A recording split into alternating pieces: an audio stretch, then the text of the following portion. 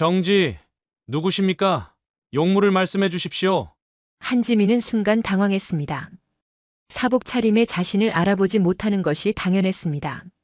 하지만 막상 누구냐는 물음을 정면으로 받으니 뭐라고 대답해야 할지 막막했습니다. 나다 군단장이라고 말해야 하나? 그 순간에도 그녀는 알지 못했습니다. 이 사소하고 굴욕적인 해프닝이 그녀를 나락으로 떨어뜨리기 위해 오랫동안 준비된 거대한 음모의 시작점이 되리라는 것을. 여러분, 오늘 아침은 어떻게 보내고 계신가요? 여러분의 일상도 댓글로 함께 나눠주세요. 시청 후에는 구독과 좋아요도 잊지 말고 눌러주시면 큰 힘이 됩니다. 새벽 4시 반. 경기도 이천의 제7기동군단 사령부를 감싼 어둠 속에서 가장 먼저 불이 켜지는 곳은 군단장 관사 북진관이었다. 대한민국 육군 중장 한지민의 하루는 동이 트기 전 세상이 가장 깊은 잠에 빠져 있을 때 시작되었다. 알람은 무의미했다. 30해가 넘는 군 생활 동안 그녀의 몸은 이미 한치의 오차도 없는 생체 시계가 되어버렸다. 침상에서 일어선 그녀의 움직임에는 잠기운 따위는 없었다. 절도 있고 군더더기 없었다. 마치 잘 닦인 K2 소총의 놀이쇠처럼 필요 없는 동작은 존재하지 않았다. 관절이 삐걱거리는 소리가 유난히 크게 들리는 새벽이었다. 50 중반을 향해 달려가는 몸은 예전 같지 않았지만 정신은 여전히 날카로운 칼날처럼 서슬퍼랬다. 샤워를 마친 그녀는 거울 앞에 섰다. 거울 속에는 짧은 머리에 감정을 읽을 수 없는 표정을 한 여자가 서 있었다. 그녀는 익숙하게 전투복을 입고 마지막으로 옷깃에 자신의 존재 이유이자 무게인 3개의 별 중장 계급장을 붙였다. 은빛으로 빛나는 별 3개가 어깨 위에서 서늘한 빛을 발했다. 매일 아침 반복하는 의식이지만 그 무게는 결코 가벼워지는 법이 없었다. 그것은 권력이자 명예였고 동시에 벗어날 수 없는 족쇄이자 형벌이었다. 북진. 관사를 나서는 그녀에게 경계 근무를 서던 헌병이 쩌렁쩌렁한 목소리로 경례를 올렸다. 제7기동군단의 경례 구호였다. 한지민은 가볍게 목례로 답하며 전용 지휘 차량에 올랐다. 운전병은 이미 시동을 걸고 대기 중이었다. 차가 부드럽게 사령부 본청으로 향하는 동안 그녀는 서류 가방에서 어젯밤 미처 다 보지 못한 작전 계획서를 꺼내 들었다. 흔들리는 차 안에서도 그녀의 시선은 한 글자도 놓치지 않고 텍스트를 훑었다. 중장님, 오늘 아침 기온이 꽤 쌀쌀합니다. 감기 조심하셔야겠습니다. 운전병인 김상병이 백미러로 그녀의 눈치를 살피며 조심스럽게 말을 건넸다. 알았다. 한지민의 대답은 짧았다. 더 이상의 대화는 없었다. 그녀는 부하들과의 사적인 대화를 즐기지 않았다. 불필요한 감정의 교류는 지휘관의 판단력을 흐리게 할 뿐이라고 그녀는 철석같이 믿었다. 대한민국 최초의 여성 군단장. 그 수식어는 그녀가 스스로를 더욱 단단한 강철로 담금질하게 만든 주문과도 같았다. 남자들의 세계에서, 그것도 가장 보수적이고 위계적인 군 조직에서 살아남기 위해 그녀는 스스로의 감정을 거세해야만 했다. 웃음, 눈물, 분노, 심지어 사소한 동정심까지도. 사령부 본청에 도착하자 작전 참모 최연수 대령이 현관 앞에서 그녀를 맞았다. 북진. 중장님, 밤새 안녕하셨습니까? 최 대령, 자네도 일찍 나왔군. 오늘 아침 작전회의 준비는? 완벽히 준비되었습니다. 8시 정각에 시작하겠습니다. 한지민은 고개를 끄덕이며 집무실로 향했다. 복도를 지나는 동안 마주치는 모든 장병이 칼 같은 각도로 경례를 올렸다. 그녀는 그들의 경례를 받으며 생각했다. 저들은 나 한지민에게 경례하는 것인가, 아니면 내 어깨 위에 달린 별 3개에 경례하는 것인가? 오전 8시 거대한 작전 상황판이 벽면을 가득 채운 회의실은 숨막히는 긴장감으로 가득 찼다. 군단 직할 부대장들과 참모들이 빈틈없이 자리했다. 한지민은 회의를 주재하며 예리한 질문을 쏟아냈다. 포병여단 지난주 실사격 훈련 결과 보고해. 목표 명중률이 기대치에 미치지 못한 이유가 뭐지? 송구합니다, 중장님. 당일 기상 악화와 더불어 일부 장비의 노후화가 원인이었던 것으로. 핑계 대지 마. 기상이 나쁘면 전쟁 안 하나? 장비가 낡았으면 없는 살림에 맞춰 싸울 방법을 강구해야지. 그게 지휘관이 할 일 아닌가. 다음 주까지 보안 계획 보고하도록. 그녀의 목소리는 얼음처럼 차가웠다. 포병 여단장인 준장의 얼굴이 붉게 달아올랐지만 누구 하나 이의를 제기하지 못했다. 회의는 살얼음판을 걷는 듯한 분위기 속에서 계속되었다. 그때 군단 부군단장인 박성철 소장이 슬쩍 끼어들었다. 중장님, 너무 나무라지 마시지요. 다들 나름대로 최선을 다하고 있습니다. 가끔은 격려도 필요하지 않겠습니까? 박성철 소장은 육사 동기였지만 진급에서 계속 그녀에게 밀린 인물이었다. 그의 말투는 부드러웠지만 그 안에는 교묘하게 벼린 칼날 같은 가시가 숨어 있었다. 여자라서 감정적이다라는 뉘앙스를 은근히 풍기는 아주 고단수의 비아냥이었다. 한지민은 박 소장을 차갑게 응시했다. 박 소장, 여긴 군대야. 격려와 칭찬은 적의 포탄을 막아주지 않아. 더 완벽하고 더 철저해야만 우리 부하들의 목숨을 지킬 수 있다는 걸 잊었나? 알겠습니다. 박성철 소장은 입을 다물었지만 그의 눈빛은 순간적으로 차갑게 빛났다. 독사 같은 년. 그의 입술이 소리 없이 움직이는 것을 한지민은 놓치지 않았다. 회의가 끝나고 집무실로 돌아온 한지민은 깊은 피로감을 느꼈다. 책상 위에는 그녀의 결재를 기다리는 서류가 산더미처럼 쌓여 있었다. 한 장 한 장 넘기며 서명을 하는 동안 창밖은 어느덧 짙은 어둠에 잠기고 있었다. 문득 고개를 들자 창문 너머로 휘영청 밝은 보름달이 떠 있었다. 추석이 코앞으로 다가온 것이다. 그때 최현수 대령이 노크와 함께 들어왔다. 중장님, 드릴 말씀이 있습니다. 무슨 일이지? 저 명절 연휴 근무 계획표입니다. 중장님께서는 당연히 일정에서 제외했습니다만. 아니, 내 이름도 넣어. 지휘관이 쉬는데 부하들이 마음 편히 명절을 보낼 수 있겠나? 하지만 중장님, 피로가 너무 쌓이셨습니다. 이번만큼은 좀 쉬시는 것이 명령이다. 한지민의 단호한 말에 최 대령은 더 이상 아무 말도 하지 못하고 물러갔다. 그가 나가고 다시 혼자가 된 집무실. 한지민은 의자에서 일어나 창가로 다가갔다. 보름달이 야속할 만큼 밝았다.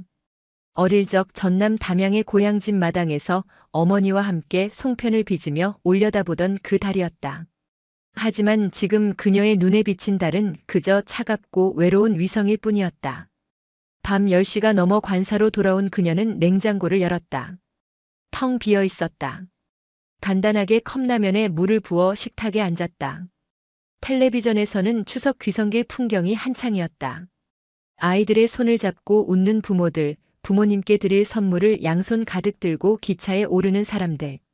그 평범하고 따뜻한 풍경이 비현실적으로 느껴졌다. 가족. 그녀에게도 가족은 있었다.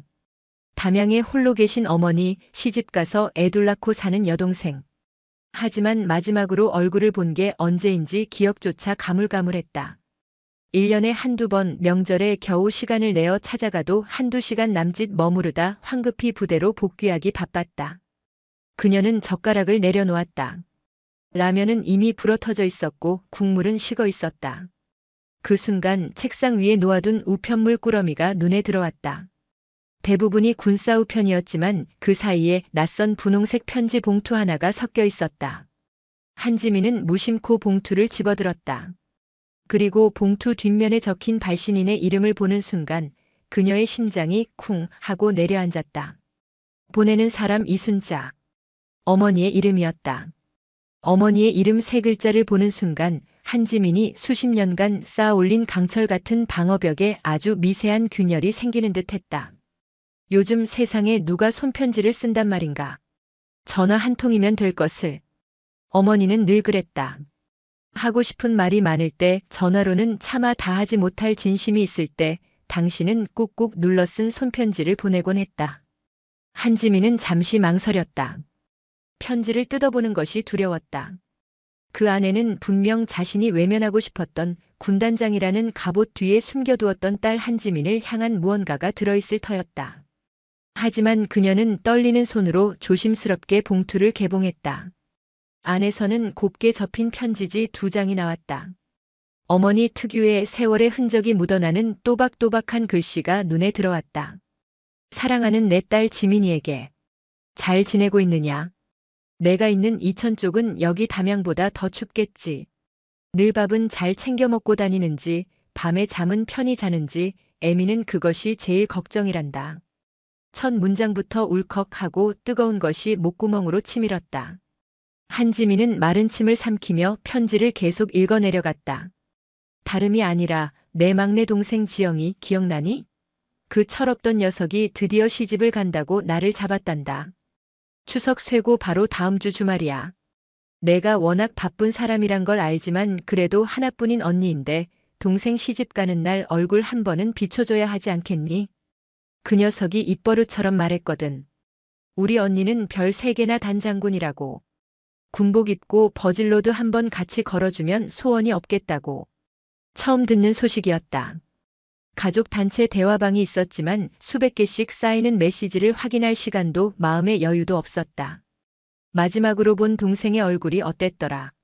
재작년 설 잠깐 들렀을 때 20 후반의 처녀였던 모습만 아른거릴 뿐이었다. 편지는 어머니의 안부로 이어졌다. 무릎이 시큰거려 더 이상 밭일은 힘들다는 이야기, 혈압이 높아져 매일 약을 먹어야 한다는 소소한 신세 한탄. 하지만 한지민의 가슴을 철퇴처럼 내리친 것은 편지의 마지막 구절이었다. 그리고 지민아, 이번 추석에는 꼭 한번 내려오너라. 다른 거 다 필요 없고 그냥 얼굴 한 번만 보자. 돌아가신 내 아버지 제사도 제대로 못 챙긴 불효녀인데 이번에는 달님 아래서 내 얼굴 좀 실컷 보게 해다오. 아비도 하늘에서 그걸 바랄 게다. 내가 별을 단 것을 누구보다 자랑스러워했지만 동시에 내가 그 별 때문에 사람 사는 재미를 다 잃어버릴까봐 늘 노심초사했단다. 아비가 그랬지. 별은 하늘에 떠 있을 때가 제일 예쁜 법이라고. 그걸 사람이 이고 살려고 하면 그 무게에 깔려 죽는 법이라고. 아버지. 그 단어를 보는 순간 한지민의 눈시울이 걷잡을 수 없이 붉어졌다. 육군 상사로 전역한 아버지는 군인인 딸을 누구보다 자랑스러워했다. 하지만 동시에 여자로서의 삶을 포기하고 군인의 길을 걷는 딸을 세상 누구보다 안쓰러워했다. 5년 전 아버지가 돌아가셨을 때 그녀는 한미연합훈련을 지휘하고 있었다. 국가 안보가 최우선이라는 이유로 그녀는 임종을 지키지 못했다. 장례식장에서도 전투복을 입은 채 잠시 조문만 하고는 황급히 훈련장으로 복귀해야 했다. 전화기 너머로 들려오던 어머니의 마른 울음소리가 아직도 귓가에 생생했다. 한지민은 편지를 식탁 위에 내려놓았다. 손끝이 파르르 떨렸다. 접을 수도 찢을 수도 없었다. 그저 멍하니 바라볼 뿐이었다. 창밖에 보름달이 편지지 위로 은은한 빛을 쏟아내고 있었다. 어머니의 글씨가 달빛을 받아 더욱 선명하게 그녀의 심장을 파고들었다. 별은 하늘에 떠 있을 때가 제일 예쁜 법이다. 아버지의 유언과도 같은 그 말이 그녀의 뇌리를 떠나지 않았다. 나는 지금 그 별을 머리에 이고 살고 있는가, 아니면 그 무게에 짓눌려 죽어가고 있는가. 다음 날 한지민은 평소보다 더 차가운 얼굴로 하루를 시작했다. 하지만 머릿속은 온통 어머니의 편지 내용으로 가득 차 있었다. 작전회의 내내 참모들의 보고가 귀에 들어오지 않았다. 상황판에 그려진 아군의 배치 현황 위로 주름이 깊어진 어머니의 얼굴과 철없이 웃던 동생의 모습이 겹쳐 보였다. 이상입니다. 중장님의 지시를 기다리겠습니다. 작전 참모의 말이 끝나고 회의실에 정적이 흘렀다. 모두가 한지민의 입을 주목하고 있었다. 하지만 그녀는 아무 말도 하지 않았다. 중장님? 최현수 대령이 조심스럽게 그녀를 불렀다. 그제야 한지민은 정신을 차렸다. 알겠다. 보고 내용대로 추진하도록. 이상 회의 끝. 평소에 그녀답지 않은 맥없는 결론이었다. 참모들은 어리둥절한 표정으로 서로의 얼굴을 쳐다봤다. 회의가 끝나고 한지민은 집무실에서 한참 동안 고뇌에 빠졌다. 가야 하나 가야만 하나. 하지만 군단장이 명절 연휴에 자리를 비운다는 것은 상상할 수 없는 일이었다. 특히 최전방은 아니지만 수도권 방어의 핵심이자 최정예 기동군단인 7군단의 지휘관이라면 더더욱 그랬다. 그녀는 수화기를 들었다. 어머니에게 전화를 걸어 이번에도 갈 수 없다고 국가가 먼저라고 말해야 했다. 하지만 차마 번호를 누를 수가 없었다. 대신 그녀는 인사참모를 호출했다. 추석 연휴 당직 근무 내가 직접 서겠다. 영관급 이상 지휘관들은 모두 가족들에게 보내. 내가 부대를 지킬 테니 마음 편히 쉬고 오라고 전하도록. 예. 중장님께서 직접 당직을. 군단장이 솔선수범을 보여야 부하들이 따르는 법이다. 이해 있나? 아닙니다. 알겠습니다.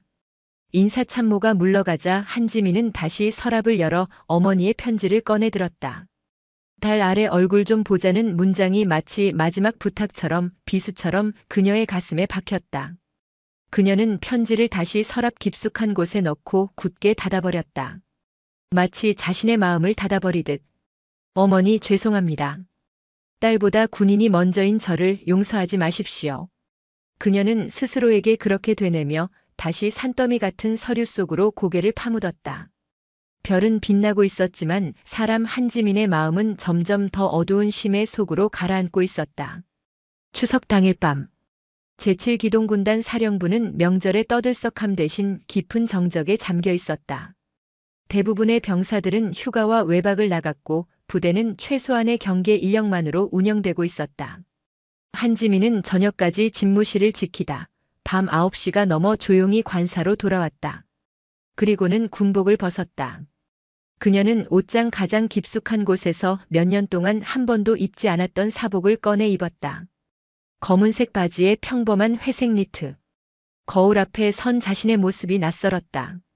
어깨를 짓누르던 별 3개의 무게가 사라지자 그녀는 그저 어깨선이 가늘고 지쳐 보이는 중년의 여자일 뿐이었다. 언제 마지막으로 군복이 아닌 옷을 입고 외출했는지 기억조차 나지 않았다. 잠깐 바람 좀 쐬고 오겠다. 운전병 대기시킬 필요 없다. 관사 경비병에게 짧게 말한 그녀는 혼자서 부대 밖으로 향했다. 부대 정문을 통과할 때 근무 중이던 당직사관이 달려와 경례를 올렸지만 그녀는 손을 저어 제지했다. 잠시 혼자 있고 싶었다. 그녀는 부대 앞 택시 승강장에서 택시를 잡았다. 목적지는 없었다. 기사님, 그냥 이천 시내 쪽으로 가다가 조용한 곳 있으면 세워주세요. 택시는 한적한 밤거리를 달렸다. 창밖으로 보이는 세상은 온통 가족의 풍경이었다. 식당 창문 너머로는 가족들이 모여 앉아 웃음꽃을 피우고 있었고 아파트 창문마다 새어나오는 불빛은 따뜻하고 안온해 보였다. 그녀는 그 풍경에 속하지 못하는 이방인이었다. 명절인데 어디 좋은데 안 가시고 일하셨나 봅니다. 백미러로 그녀를 힐끔 보던 택시 기사가 말을 건넸다. 네. 뭐 일이 좀 있어서요. 요즘은 여자분들도 참 대단해요.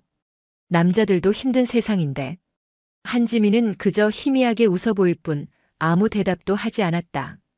택시 라디오에서는 구성진 트로트 가락이 흘러나왔다. 어머님 보고 싶어요. 따위의 가사가 그녀의 귀를 후벼 팠다. 결국 그녀는 참지 못하고 어머니에게 문자 메시지를 보냈다. 어머니 죄송해요. 이번에도 못 갑니다. 부디 건강하세요. 전송 버튼을 누르자마자 심장이 돌덩이처럼 무겁게 가라앉았다. 이렇게 비겁하게 도망치고 있는 자신이 혐오스러웠다. 하지만 어쩔 수 없었다. 군단장이라는 자리는 그런 곳이었다. 1시간쯤 지났을까? 그녀는 다시 부대로 돌아가기로 마음먹었다. 이 낯선 세상에 떠돌고 있는 것보다 차라리 익숙한 고독이 기다리는 부대가 편했다. 기사님, 아까 출발했던 부대로 다시 가주십시오. 밤 11시가 다 된 시간, 택시는 다시 부대 정문 앞에 멈춰섰다. 그녀는 요금을 지불하고 차에서 내렸다. 환하게 불이 켜진 위병소 초소에는 앳돼 보이는 이등병 하나가 K2 소총을 든 채 부동자세로 서 있었다. 한지민이 위병소를 향해 걸어가자 이등병이 우렁찬 목소리로 그녀를 제지했다. 정지. 누구십니까? 용무를 말씀해 주십시오. 목소리는 컸지만 긴장한 기색이 역력했다. 한지민은 순간 당황했다. 사복 차림에 자신을 알아보지 못하는 것이 당연했다. 하지만 막상 누구냐는 물음을 정면으로 받으니 뭐라고 대답해야 할지 막막했다. 나다 군단장이라고 말해야 하나? 저 부대 사람입니다. 실례지만 신분증을 보여주시겠습니까? 규정상 모든 출입 인원은 예외 없이 신분 확인을 하게 되어 있습니다. 젊은 병사의 목소리에는 한치의 망설임도 없었다. 그는 그저 자신이 배운 규정과 원칙을 충실히 따르고 있을 뿐이었다. 한지민은 묘한 기분에 휩싸였다. 서러움도 분노도 아니었다. 그것은 아주 근원적인 허무함이었다. 그녀는 가방을 뒤져 신분증을 찾았다. 하지만 손에 잡히는 것은 민간인 신분증이 아닌 별 3개와 함께 육군 중장 한지민이라는 글자가 선명하게 박힌 군인 신분증뿐이었다. 그녀는 잠시 망설이다가 그 신분증을 꺼내 병사에게 건넸다. 이등병은 신분증을 받아들고 그 내용을 확인했다. 그리고 다음 순간 그의 얼굴이 새하얗게 질리기 시작했다. 동공과 지진이라도 난 듯 흔들렸고 입술이 파르르 떨렸다. 손에 들고 있던 신분증을 놓칠 뻔한 것을 겨우 부여잡았다. 중장님. 이등병의 목소리는 거의 비명에 가까웠다. 그는 거의 반사적으로 소총을 떨어뜨릴 뻔한 것을 간신히 고쳐잡고는 세상에서 가장 절도 있는 자세로 거수경례를 올렸다. 북진. 죄송합니다. 못 알아배웠습니다. 그의 고함 소리에 위병소 안에서 졸고 있던 당직사관이 혼비백산하여 뛰쳐나왔다. 상황을 파악한 당직사관 역시 얼굴이 사색이 되어 허둥지둥 경례를 했다. 위병소 전체가 발칵 뒤집혔다. 괜찮다. 규정대로 한 것이니 오히려 잘한 일이다. 한지민은 손을 들어 그들을 진정시켰다. 하지만 그녀의 목소리는 스스로 듣기에도 힘이 없었다. 그녀는 자신을 알아보지 못하고 공포에 질려 있는 어린 병사의 얼굴을 똑바로 바라보았다. 그리고 깨달았다. 군복을 벗은 한지민은, 별을 떼어낸 한지민은 그저 이 부대의 그 누구에게도 인식되지 못하는 정체불명의 중년 여자일 뿐이라는 것을. 그녀의 존재를 증명하는 것은 그녀 자신이 아니라 그녀를 감싸고 있던 군복과 계급장이었다는 냉혹한 진실을. 그날 밤 한지민은 텅 빈 관사로 돌아가지 못했다. 대신 불 꺼진 집무실 의자에 주저앉아 창밖의 보름달을 하염없이 바라보았다. 달빛 아래 그녀의 어깨는 더 이상 별 3개의 무게가 아닌 한 인간으로서의 감당할 수 없는 허무함의 무게로 무너져 내리고 있었다. 강철의 심장이 처음으로 소리내어 울고 있었다. 다음 날 새벽 제7기동군단 사령부는 보이지 않는 술렁임으로 가득 찼다. 밤사이 퍼져나간 소문은 연병장을 구르는 아침 안개처럼 부대 전체를 휘감고 있었다. 이야기는 하룻밤 만에 온갖 쌀이부터 전설처럼 변해 있었다. 웬 민간인 아줌마가 위병소에서 행패 부리다 잡혀보니 군단장님이셨다더라. 아니야, 군단장님께서 아멘 감찰 나오신 걸 위병소 초병이 못 알아본 거란다. 그 이등병, 이제 군 생활 끝났네. 영창 가는 걸로 안 끝나. 육군 교도소 갈지도 몰라. 소문의 파편들은 한지민의 귀에도 어김없이 날아와 박혔다. 출근길 복도에서 마주친 장교들은 평소보다 더 굳은 표정으로 경례를 올렸고 그들의 눈빛 속에는 호기심과 경외 그리고 약간의 조소가 뒤섞여 있었다. 그녀는 애써 태연한 척했지만 등 뒤에서 느껴지는 수군거림이 전신을 바늘로 찌르는 듯 따가웠다. 상황의 심각성을 인지한 것은 아침 작전회의 직전 작전참모 최연수 대령의 보고를 통해서였다. 중장님, 어젯밤 위병소에서 있었던 일이 부대 전체에 와전되어 퍼지고 있습니다. 특히 해당 근무를 섰던 이준호 이병에 대한 흉흉한 소문이 돌아사기가 매우 저하된 상태입니다. 최 대령의 얼굴에는 난처함이 가득했다. 한지민은 지그시 눈을 감았다. 자신이 느꼈던 개인적인 허무함이 이제는 부대 전체의 질서를 흔드는 뇌관이 되어버린 것이다. 이건 그냥 넘길 일이 아니야. 그녀는 차갑게 말했다. 지휘관의 권위는 공포에서 나오는 게 아니다. 신뢰와 원칙에서 나오는 거지. 지금 당장 전 장병을 연병장에 집합시키도록. 예? 지금 말입니까? 그래, 지금 당장. 30분 후 휴가자를 제외한 군단의 전 장병이 거대한 연병장을 가득 메웠다. 갑작스러운 전 장병 집합 명령에 모두의 얼굴에는 긴장과 의문이 서려 있었다. 한지민은 단상에 올랐다. 수천의 시선이 일제히 그녀에게로 향했다. 마이크를 잡은 그녀의 목소리는 스피커를 통해 연병장 전체에 서리빨처럼 울려 퍼졌다. 어젯밤 위병소에서 있었던 일에 대해 모두 들었을 거라 생각한다. 서두부터 본론이었다. 장병들 사이에서 나직한 웅성거림이 일었다. 나는 사복 차림으로 부대에 복귀하려 했고 당시 근무 중이던 보급 수송대대 소속 이준호 이병은 나를 제지했다. 그리고 규정대로 신분 확인을 요구했다. 한지민은 잠시 말을 멈추고 병사들의 얼굴을 하나하나 훑어보았다. 그리고는 이준호 이병이 서 있는 대열을 향해 시선을 고정했다. 이준호 이병은 조금도 잘못한 것이 없다. 오히려 그는 군인으로서 가장 완벽하게 자신의 임무를 수행했다. 규정은 그 누구에게도 예외가 될 수 없다. 설령 그 상대가 군단장인 나 자신이라 할지라도. 그녀의 목소리에 힘이 실렸다. 만약 계급과 직책이 규정 위에 군림하기 시작한다면 그것은 군대가 아니라 사조직에 불과하다. 우리는 적과 싸우기 위해 존재하는 군인이지 지휘관 눈치나 보며 아부하는 월급쟁이가 아니다. 이준호 이병에게는 어떠한 불이익도 없을 것이다. 오히려 나는 이 자리에서 그의 투철한 군인 정신을 높이 쌓아 군단장 표창과 함께 10일간의 포상휴가를 명한다. 와! 연설이 끝나자 연병장에서는 우레와 같은 함성과 박수가 터져나왔다. 특히 사병들 사이에서의 반응은 폭발적이었다. 그들은 자신들의 눈높이에서 원칙을 이야기하는 군단장의 모습에 진심으로 감동했다. 억울하게 징계를 받을까 마음 졸이던 이준호 이병의 눈에는 뜨거운 눈물이 고였다. 하지만 단상 아래 도열해 있던 영관급 장교들과 장성들의 표정은 미묘하게 달랐다. 특히 부군단장 박성철 소장의 얼굴에는 싸늘한 냉소가 스치고 있었다. 그는 옆에 서 있던 참모장에게 들릴 듯 말 듯한 목소리로 중얼거렸다.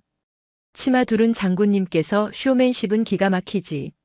저렇게 병사들 인기나 얻어서 뭘 어쩌시겠다는 건지.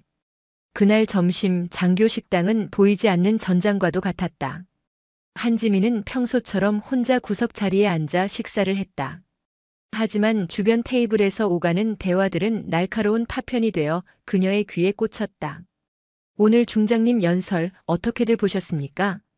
글쎄요, 파격적이긴 한데 좀 과하다는 생각도 듭니다. 지휘관의 권위라는 게 박 소장님 말씀이 아주 틀린 것도 아니지. 저렇게까지 할 필요가 있었을까? 그냥 조용히 표창 주고 끝낼 수도 있는 일인데. 정치하는 거 아니야? 여자 군단장이라는 타이틀로 대권이라도 노리시나. 그들의 목소리는 한지민을 의식한 듯 교묘하게 낮았지만 그 안에 담긴 비아냥과 질시를 감추지는 못했다. 특히 박성철 소장이 앉은 테이블에서는 노골적인 비웃음이 터져나왔다. 그는 술이라도 한 잔 걸친 듯 목소리를 높였다. 야, 내가 육사 시절부터 봐서 아는데 저 양반 원래 저래. 독하고 계산적이고. 이번 일도 다 계산된 쇼야. 나는 이렇게 셔츠 병사들까지 챙기는 깨어있는 지휘관이다 이거지. 그래야 나중에 국방부 입성할 때 명분이 서거든.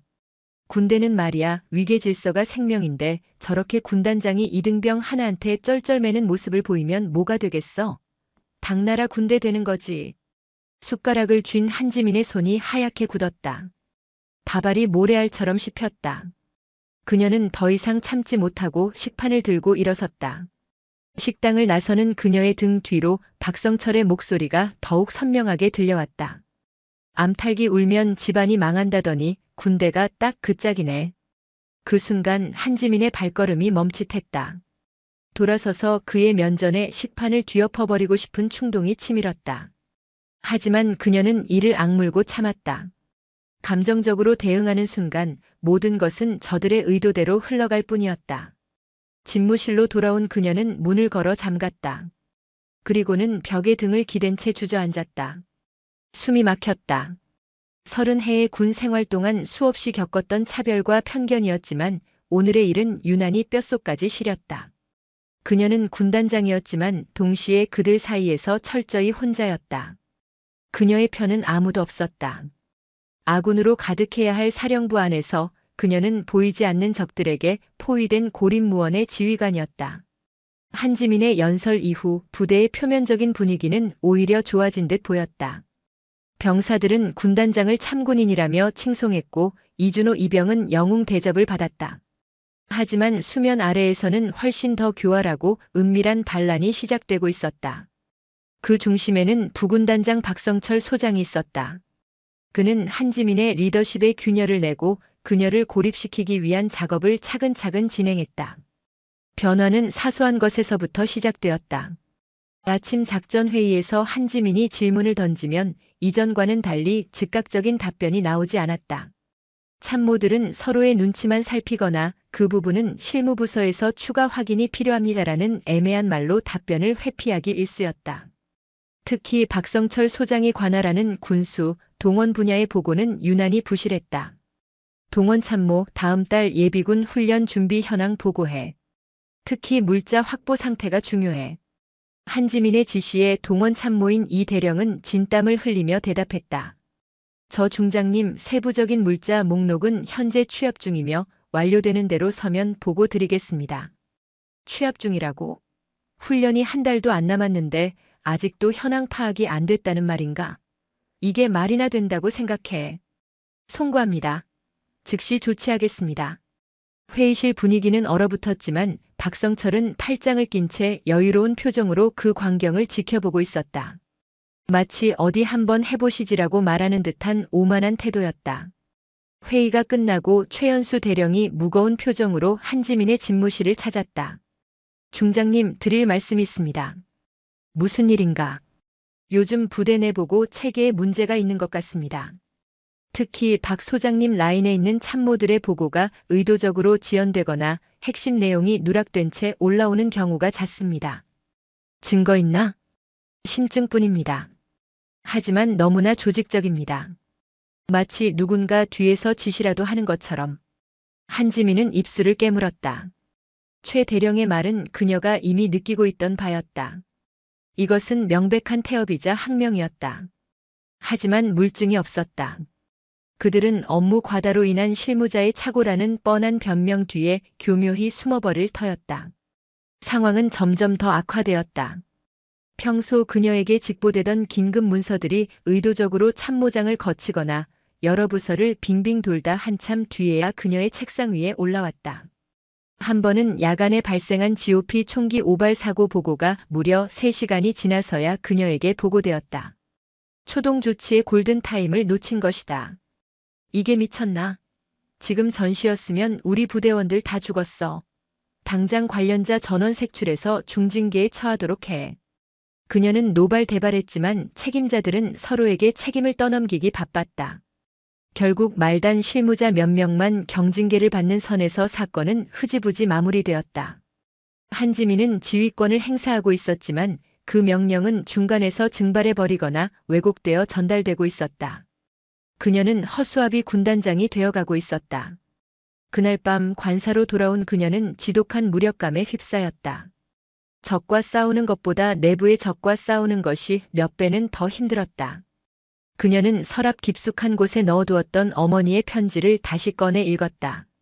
별은 하늘에 떠 있을 때가 제일 예쁜 법이라고. 그걸 사람이 이고 살려고 하면 그 무게에 깔려 죽는 법이라고. 아버지의 그 말이 칼날이 되어 심장을 쑤시는 듯 했다. 자신은 지금 별의 무게가 아니라 그 별을 시기하는 자들의 음험한 반란에 짓눌려 죽어가고 있었다. 며칠 후 박성철은 결정적인 한 방을 준비했다. 그는 군단장 전용 차량 운전병 중 평소 불만이 많고 입이 가벼운 허상병에게 은밀히 접근했다. 허상병, 요즘 군 생활 힘들지 않나? 내가 자네 고충을 좀 덜어줄까 하는데. 박성철은 허상병을 자신의 사무실로 따로 불러 회유와 협박을 시작했다. 군단장님께서 주말이나 평일 저녁에 개인적인 용무로 관용차를 사용하신 적이 있나? 예를 들면 시내 백화점에 간다거나 친구를 만난다거나. 예? 아닙니다. 중장님께서는 그런 일이 전혀. 정말 그럴까? 잘 생각해봐. 사람은 누구나 실수를 하는 법이거든. 자네가 그걸 좀 기억해내기만 하면 남은 군 생활 아주 편하게 만들어줄 수 있어. 어쩌면 의가사 제대도 알아봐 줄 수 있고. 하지만 끝까지 입을 다물면 알지.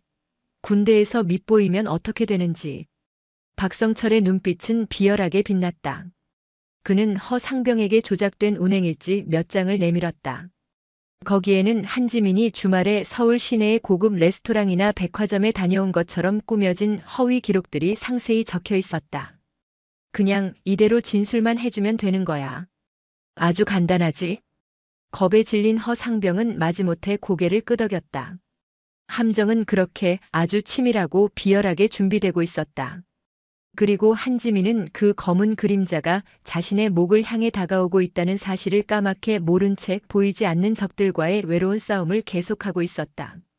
운명의 날은 평소와 다름없는 화요일 아침에 찾아왔다.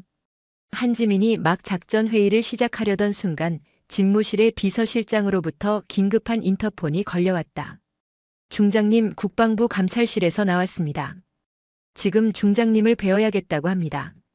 뭐라고? 감찰실에서? 한지민의 심장이 쿵 하고 내려앉았다. 국방부 감찰실의 방문은 결코 가벼운 사안이 아니었다. 그것은 군단 내의 지휘관과 관련된 심각한 비위 혐의가 포착되었다는 의미였다. 회의실의 모든 참모들의 시선이 그녀에게로 향했다. 회의는 잠시 중단한다. 모두 대기하도록. 그녀는 애써 침착함을 유지하며 집무실로 돌아왔다. 집무실에는 정복 차림의 감찰실장과 감찰관 2명이 서늘한 표정으로 그녀를 기다리고 있었다. 북진. 무슨 일로 오셨습니까? 한지민이 경례를 붙이자 감찰실장이 딱딱한 표정으로 답했다. 경례는 생략하시지요, 중장님. 저희는 오늘부로 한지민 중장님의 군용차 사적 유용 및 유류 횡령 혐의에 대한 공식 감찰에 착수했습니다. 협조해 주시겠습니까? 군용차 사적 유용이라니 그게 무슨 말입니까? 나는 그런 사실이 없습니다. 그것은 저희가 조사를 통해 밝혀낼 부분입니다.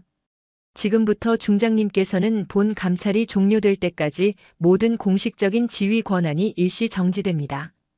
또한 관련된 모든 서류와 전산 자료에 대한 압수수색을 시작하겠습니다. 청천벽력이었다. 한지민은 자신의 귀를 의심했다. 하지만 감찰관들은 지체 없이 움직였다. 그들은 비서실과 행정실의 모든 서류 캐비닛을 열고 컴퓨터를 압수했다. 한지민은 자신의 집무실 소파에 망연자실한 채 앉아 그 광경을 지켜볼 수밖에 없었다. 잠시 후 그녀는 별도의 회의실로 안내되었다. 차갑고 삭막한 공간이었다. 감찰관이 그녀의 맞은편에 앉아 두툼한 서류철을 꺼내 놓았다. 한지민 중장님, 이 차량 운행일지에 대해 설명해 주시겠습니까? 감찰관이 내민 것은 지난 석 달간의 군단장 차량 운행일지 사본이었다.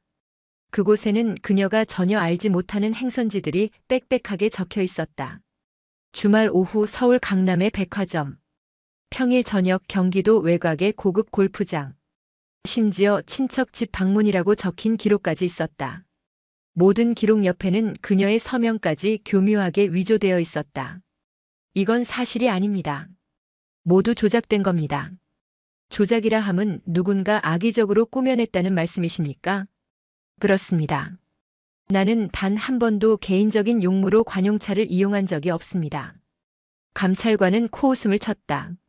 중장님, 그렇게 말씀하실 줄 알았습니다. 하지만 저희는 운전병의 진술까지 확보했습니다. 허아묵의 상병은 중장님의 지시로 해당 장소들을 운행했으며 외부 발설 시 불이익을 받을까 두려워 지금까지 침묵했다고 진술했습니다. 증거와 증인이 모두 중장님을 가리키고 있습니다. 이제 와서 부인하시는 건 좀 비겁하지 않습니까? 온몸에 피가 역류하는 듯 했다. 완벽하게 짜인 각본, 치밀하게 준비된 함정이었다. 운전병의 거짓 진술까지 확보했다니 더 이상 빠져나갈 구멍은 없었다. 박성철, 그의 비열한 얼굴이 떠올랐다. 하지만 지금 그의 이름을 거론하는 것은 아무런 의미가 없었다. 오히려 비겁한 변명으로 비칠 뿐이었다. 조사는 밤늦게까지 이어졌다. 그들은 그녀를 잠재적 범죄자 취급하며 집요하게 몰아붙였다. 여자라서 봐줄 거라 생각하셨습니까? 군의 기강을 무너뜨린 책임을 어떻게 지실 겁니까? 대한민국 최초의 여성 군단장이라는 타이틀이 부끄럽지도 않으십니까? 수치심과 분노로 온몸이 떨렸다. 30해의 군 생활 동안 지켜온 명예와 자부심이 한순간에 잿더미가 되어 무너져 내렸다. 이틀 후 국방부로부터 공식 통보가 내려왔다. 육군 중장 한지민 직무정지 및 보직 해임. 통보서를 받아든 그녀는 한참 동안 그 글자들을 바라보았다. 눈물조차 나오지 않았다. 모든 것이 끝났다. 소식은 전광석화처럼 부대 전체로 퍼져나갔다. 복도를 지날 때마다 병사들은 경멸과 동정이 뒤섞인 눈빛으로 그녀를 쳐다보며 수군거렸다. 어제까지 충성을 맹세하던 참모들은 이제 그녀와 눈도 마주치지 않으려 했다. 그녀는 하루아침에 존경받는 지휘관에서 군의 명예를 더럽힌 파렴치한으로 전락했다. 그녀는 텅 빈 집무실에서 혼자 개인적인 짐을 정리했다. 가족 사진, 부하들이 선물해준 낡은 만년필, 그리고 어머니의 편지. 30년 군 생활의 모든 것이 초라한 종이 상자 2개에 담겼다. 짐을 들고 사령부 건물을 나서는 길 부군단장 박성철 소장과 마주쳤다. 이제 그는 군단장 직무대리였다. 그는 위선적인 미소를 지으며 그녀에게 다가와 손을 내밀었다. 그동안 수고 많으셨습니다, 중장님. 참으로 안타깝게 됐습니다. 그의 눈빛 속에는 숨길 수 없는 승리자의 희열이 번뜩이고 있었다. 한지민은 그의 손을 잡지 않았다. 대신 그의 눈을 똑바로 쳐다보며 나직이 말했다. 그래, 당신 뜻대로 됐으니 이제 만족하나? 하지만 기억해둬. 진실은 언젠가 반드시 떠오르는 법이니까. 당신이 묻어버린 그 진실이 언젠가 당신의 목을 조르게 될 거야. 그녀는 그를 지나쳐 부대 정문을 향해 걸어갔다. 위병소 앞 얼마 전 그녀를 막아섰던 이준호 이병이 근무를 서고 있었다. 이제는 일병 계급장을 단 그의 눈가가 붉게 충혈되어 있었다. 그는 세상에서 가장 크고 우렁찬 목소리로 경례를 외쳤다. 북진. 한지민은 걸음을 멈추고 그를 바라보았다. 그리고는 처음으로 아주 희미하게 미소를 지어 보였다. 고맙다는 의미였다. 더 이상 뒤돌아보지 않았다. 정문을 나서는 순간 그녀는 더 이상 제7기동군단의 군단장이 아니었다. 별을 잃어버린 이름뿐인 군인이었다. 택시를 타고 멀어지는 부대를 바라보며 그녀는 텅 빈 눈으로 중얼거렸다. 아버지, 당신 말이 맞았어요. 별의 무게에 내가 깔려 죽게 생겼네요. 보직 해임. 그 세 글자는 살아있는 사망 선고와도 같았다. 한지민의 세상은 소리 없이 무너져 내렸다. 군인에게 계급과 보직을 빼앗는 것은 전사의 칼과 방패를 빼앗고 맨몸으로 전쟁터 한복판에 내던지는 것과 같았다. 지난 30년간 그녀의 이름 앞에 붙었던 육군, 장교, 지휘관이라는 모든 수식어가 사라지자 한지민이라는 존재는 텅 빈 껍데기처럼 느껴졌다.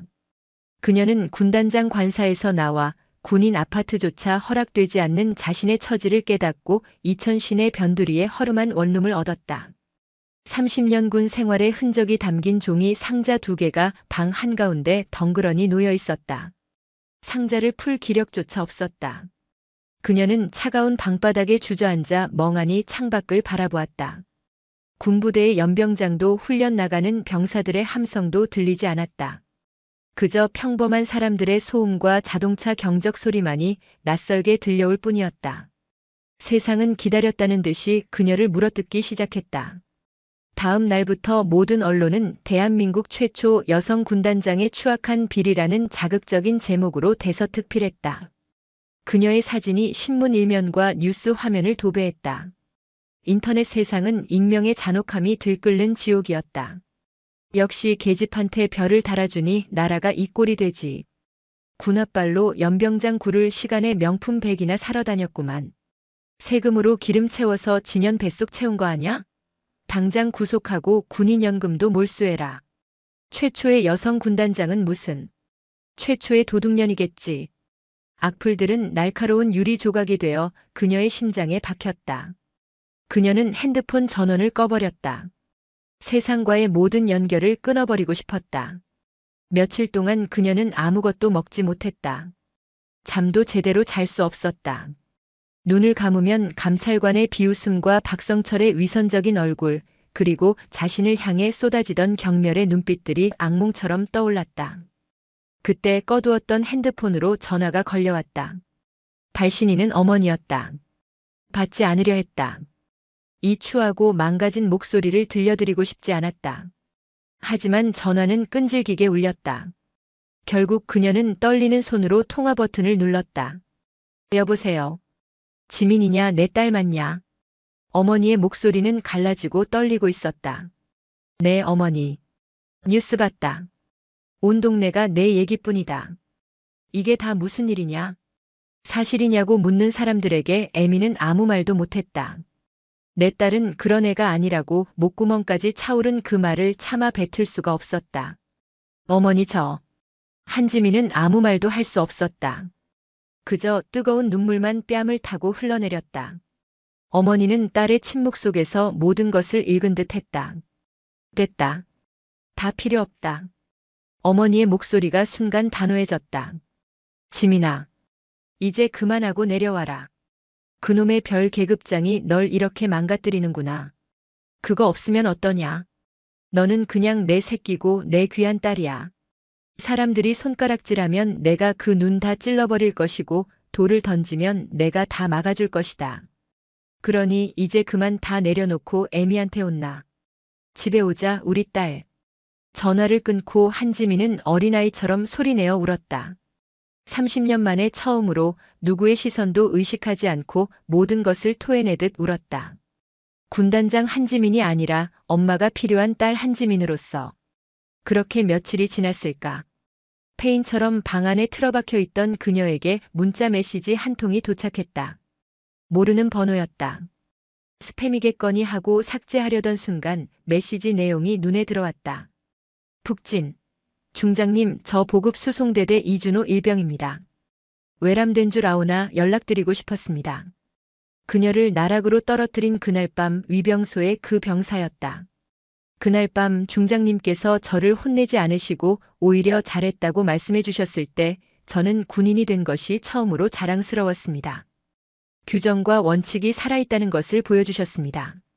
지금 중장님께서 겪고 계신 일들이 얼마나 억울하고 분통 터지는 일인지 저 같은 말단 병사는 감히 상상할 수도 없습니다. 하지만 저는 믿습니다. 중장님은 그런 분이 아니시라는 것을. 저희 소대원들, 아니 저희 대대원들 모두 그렇게 믿고 있습니다. 진실은 반드시 밝혀질 겁니다. 부디 기운 잃지 마십시오. 북진. 한지민은 떨리는 손으로 핸드폰을 붙잡고 몇 번이고 그 메시지를 다시 읽었다. 모두가 자신에게 등을 돌리고 손가락질할 때 가장 힘없고 낮은 곳에 있는 어린 병사가 자신을 믿어주고 있었다. 그 순간 꺼져가던 한지민의 심장 속에서 아주 작지만 뜨거운 불씨 하나가 다시 타오르기 시작했다. 그래, 이대로 무너질 수는 없다. 나를 믿어주는 저 어린 군인을 위해서라도 내 아버지와 어머니의 딸로서 그리고 나의 30년 군 생활의 명예를 위해서라도 싸워야 한다. 그녀는 자리에서 일어났다. 며칠 만에 처음으로 거울 앞에 섰다. 거울 속에는 수척하고 퀭한 몰골의 여자가 서 있었지만 그 눈빛만큼은 예전의 독사처럼, 아니 그보다 더 날카롭고 이글거리는 빛을 되찾고 있었다. 그녀는 핸드폰을 들어 누군가에게 전화를 걸었다. 신호음이 몇 번 울리고 익숙한 목소리가 들려왔다. 최연수 대령이다. 최 대령 나다. 수화기 너머로 최 대령의 놀란 숨소리가 들려왔다. 중장님. 어떻게 지내시는 겁니까? 그런 인사는 나중에 하자. 최 대령, 자네 아직도 나를 믿나? 최연수 대령은 한치의 망설임도 없이 대답했다. 단 한순간도 의심한 적 없습니다.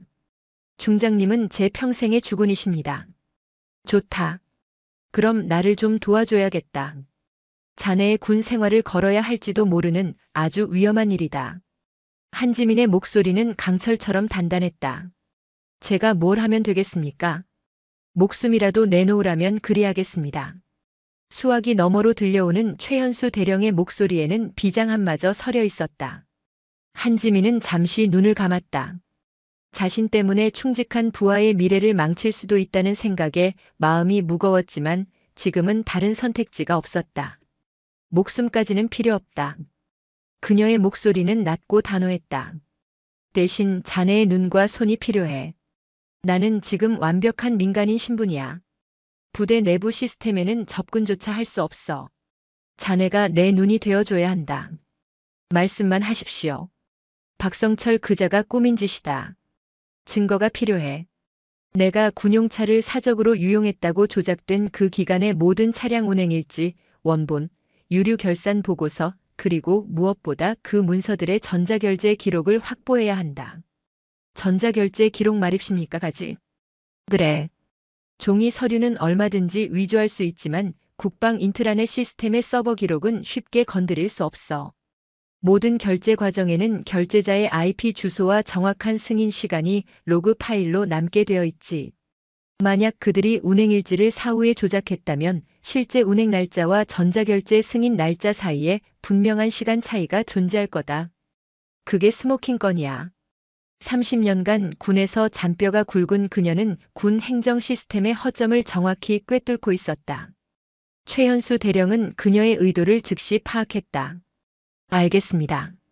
하지만 군단장 직무대리가 된 박성철 소장이 관련 자료들을 이미 특수문서고로 옮기거나 접근 권한을 막아놨을 가능성이 큽니다.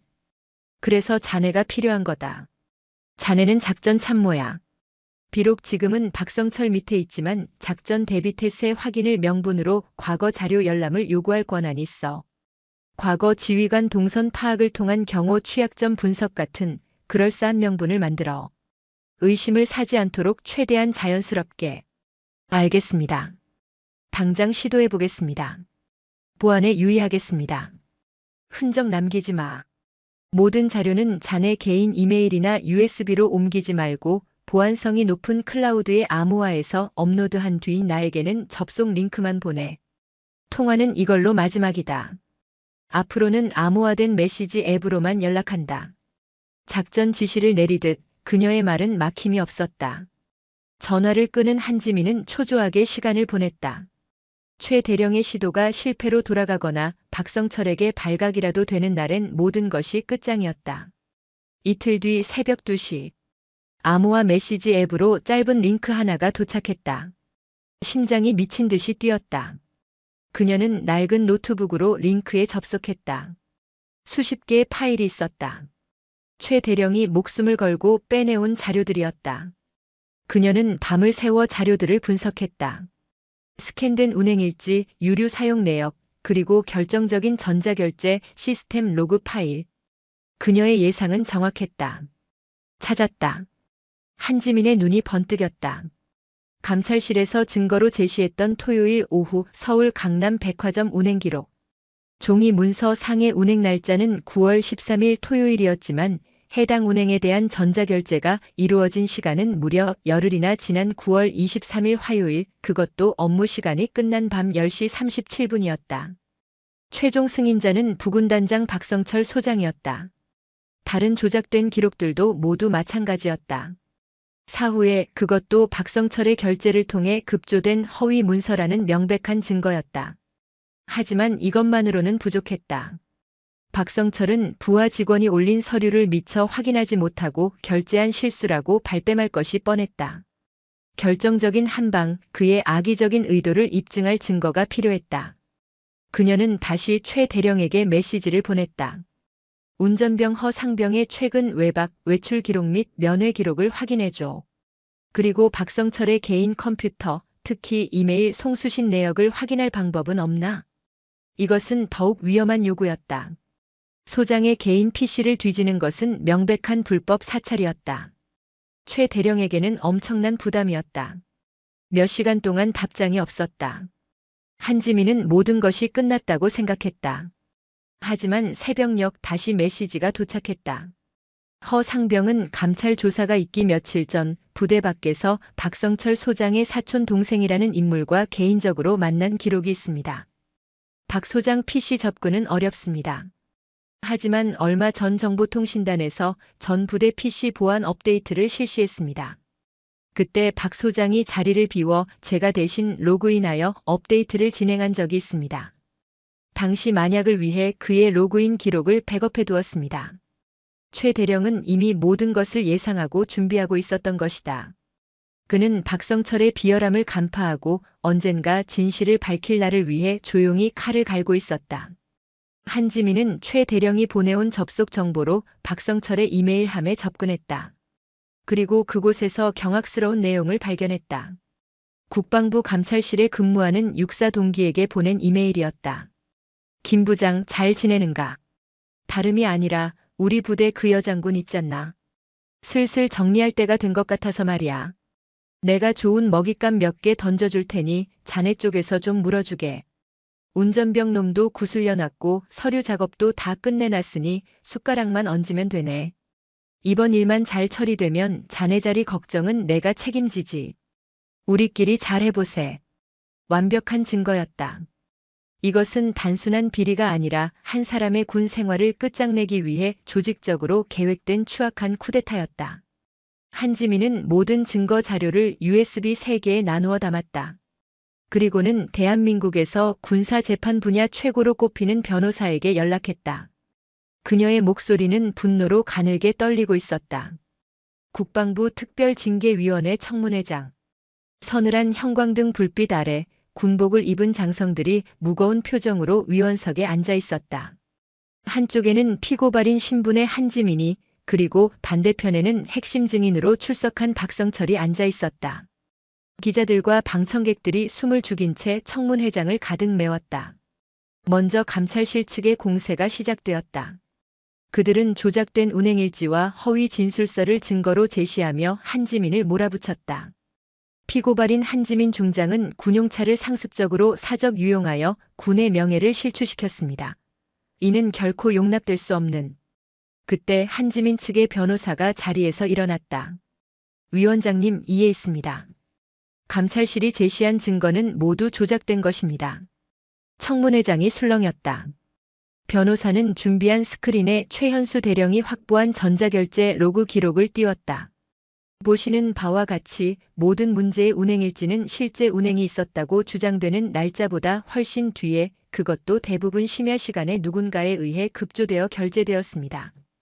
그리고 그 모든 문서의 최종 승인자는 바로 저기 증인석에 앉아 계신 박성철 소장님이십니다. 모든 시선이 박성철에게로 쏠렸다. 그의 얼굴이 하얗게 굳어졌다. 박성철 증인, 답변해 주시겠습니까? 왜 부하의 결제 서류를 열흘이나 묵혀두었다가 모두가 잠든 야심한 시각에 몰아서 결제하신 겁니까? 그것은 내가 워낙 바빠서 서류 검토가 늦어졌을 뿐이요. 다른 의도는 없었소. 박성철이 버럭 소리를 질렀다. 하지만 그의 목소리는 불안하게 떨리고 있었다. 변호사는 그의 말을 기다렸다는 듯이 다음 증거를 제시했다. 박성철이 감찰실 동기에게 보낸 이메일 내용이 스크린 전체를 가득 채웠다. 내가 좋은 먹잇감 몇 개 던져줄 테니 자네 쪽에서 좀 물어주게. 박성철 증인, 이 이메일은 무엇입니까? 이것도 바빠서 생긴 단순한 실수입니까? 아니면 한지민 중장을 끌어내리기 위해 감찰실과 공모한 명백한 증거입니까? 저건 조작이야. 해킹당한 거라고. 전현이 나를 모함하려고. 박성철은 이성을 잃고 한지민을 향해 손가락질하며 고함을 쳤다. 그 순간 청문회장의 뒷문이 열리며 새로운 증인이 들어섰다. 군복을 입은 허상병이었다. 그는 죄책감으로 고개를 들지 못한 채 증인석으로 걸어 나왔다. 허상병, 증언해 주십시오. 누가 당신에게 거짓 진술을 하라고 협박했습니까? 허상병은 입술을 파르르 떨다가 결심한 듯 고개를 들고 박성철을 똑바로 쳐다보며 외쳤다. 박성철 소장님입니다. 박 소장님께서 저에게 거짓 진술을 하지 않으면 남은 군 생활을 지옥으로 만들어주겠다고 협박하셨습니다. 그것이 결정타였다. 청문회장은 충격과 경악으로 아수라장이 되었다. 박성철은 얼굴이 흑빛이 되어 자리에 주저앉았다. 위원장이 의사봉을 내리치며 장례를 정리했다. 모든 것이 끝났다. 위원장은 최종 판결을 내리기 전 한지민에게 마지막으로 발언할 기회를 주었다. 그녀는 천천히 자리에서 일어섰다. 그리고 마이크 앞에 서서 청문회장을 둘러보았다. 자신을 비난했던 감찰관, 방청석의 기자들, 그리고 무너져 내린 박성철까지. 그녀의 목소리는 놀랍도록 차분하고 단단했다. 저는 이 자리에서 제 개인의 명예를 회복하기 위해 싸운 것이 아닙니다. 그녀는 말을 이었다. 저는 무너져 내린 군의 정의를 바로 세우고 싶었습니다. 군대는 계급으로 움직이는 조직이지만 그 근간은 신뢰입니다. 상관은 부하를 믿고 부하는 상관을 믿을 때 비로소 우리는 적과 싸워 이길 수 있는 강한 군대가 될 수 있습니다. 하지만 시기와 암투로 동료를 모함하고 거짓으로 진실을 덮으려 한다면 우리는 총 한 번 쏴보지 못하고 내부에서부터 무너져 내릴 것입니다. 그녀는 잠시 숨을 고르고 위병소의 이준호 일병을 떠올렸다. 저는 얼마 전 제 어깨의 별이 아니라 규정과 원칙을 따른 한 병사를 만났습니다. 그 어린 병사를 보며 깨달았습니다. 진정한 군인의 명예는 어깨 위에 단 별의 개수가 아니라 자신의 자리에서 묵묵히 소임을 다하는 정직한 마음에 있다는 것을. 저는 오늘 그 마음을 지키기 위해 이 자리에 섰습니다. 연설이 끝나자 청문회장에서는 박수 소리가 터져 나왔다. 처음에는 몇몇이었지만 이내 기자들과 방청객들, 심지어 일부 위원들까지 기립하여 박수를 보냈다. 그날 오후 국방부는 한지민 중장에 대한 모든 혐의에 대해 무죄를 선고하고 즉시 보직에 복귀시켰다. 동시에 박성철 소장을 직위에 제하고 허위사실 유포, 직권남용, 무고 혐의로 군 검찰에 구속수사를 지시했다. 청문회가 끝나고 한지민은 쏟아지는 기자들의 질문 세례를 뒤로한 채 국방부 건물을 빠져나왔다. 가을 햇살이 유난히 따스하게 느껴졌다. 그녀는 부대로 복귀하라는 참모장의 연락을 뒤로하고 택시를 잡아 한 곳으로 향했다. 자신의 모든 싸움이 시작되었던 곳, 그리고 모든 것을 내려놓고 싶었던 곳, 담양의 고향집이었다. 몇 시간을 달려 도착한 고향 마을.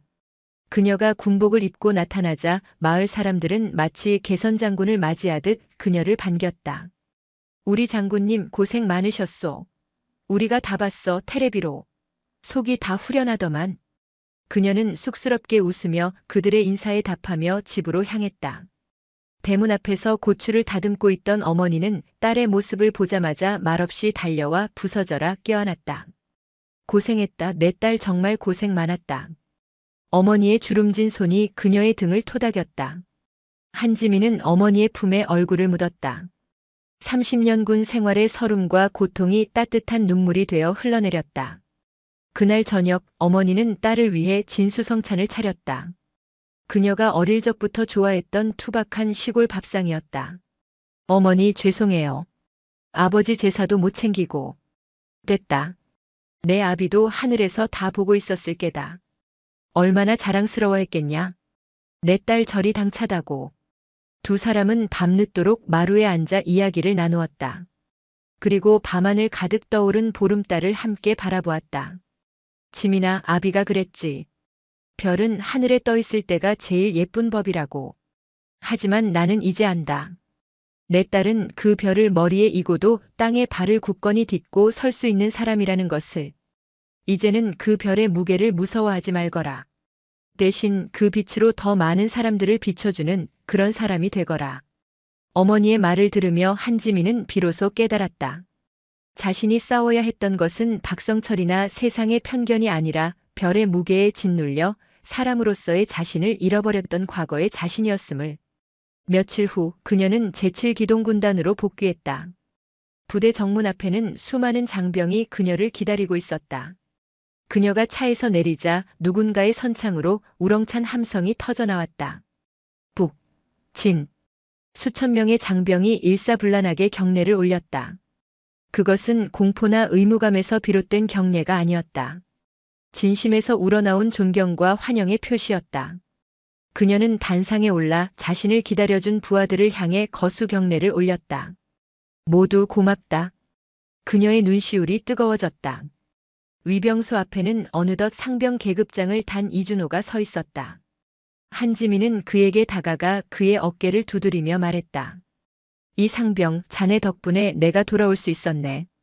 고맙다. 이준호 상병의 얼굴이 감격으로 붉게 물들었다.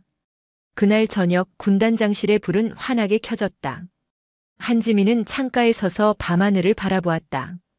그녀의 어깨 위에서는 여전히 3개의 별이 빛나고 있었다. 하지만 이제 그 무게는 더 이상 그녀를 짓누르지 않았다. 그것은 권위의 무게가 아니라 수천 부하들의 생명과 군의 명예를 지켜야 하는 책임의 무게이자 그들을 따뜻하게 비춰주어야 할 사명의 빛이었다.